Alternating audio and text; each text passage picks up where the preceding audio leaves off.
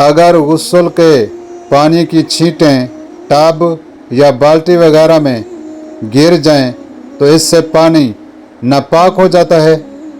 औज़ु बिल्लाहि मिनश्शैतानिर्रजीम, बिस्मिल्लाहिर्रहमानिर्रहीम। अस्सलामु अलैकुम वरहमतुल्लाहि वबरकातुहू। भाइयों, ज़रूरी और छोटे मसाइल का जानना हर इंसान के लिए ज़रूरी है। अगर इंसान इन मसाइल को नहीं जानेगा तो इससे इंसान का अपना नुकसान है। आज हम जानेंगे गुस्ल के पानी की छींटों का हुक्म। गुस्ल के वक्त नीचे से छींटें उठकर बाल्टी में गिरती हैं तो ये पाक हैं।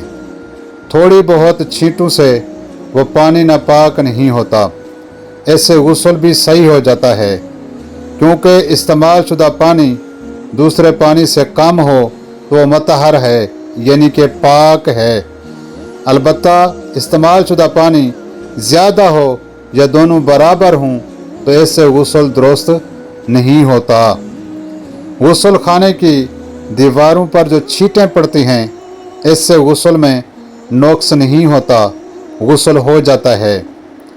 वहम ना किया जाए, वुज़ू या गुस्ल में इस्तेमाल शुदा पानी पाक है, लेकिन इसका अंदरूनी इस्तेमाल मकरूह है।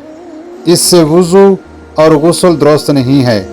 अलबत्ता निजासत हकीकिया के लिए पाक है, यानी इससे नेज्स चीज़ें यानी कि नापाक चीज़ें धोई जाएं तो वो पाक हो जाएंगी। गुस्ल करने वाले की छींट अगर हौज़ में पड़ जाएं तो हौज़ का पानी पाक है, इसमें कोई फ़र्क नहीं होता। भाइयों, ये एक छोटा सा मसला था। उम्मीद करता हूँ आपके इल्म में ज़रूर इजाफ़ा हुआ होगा। अगर ये वीडियो आपको अच्छी लगी हो तो मेरे चैनल फेथ वाइब को ज़रूर सब्सक्राइब करें। जज़ाकल्लाह खैर।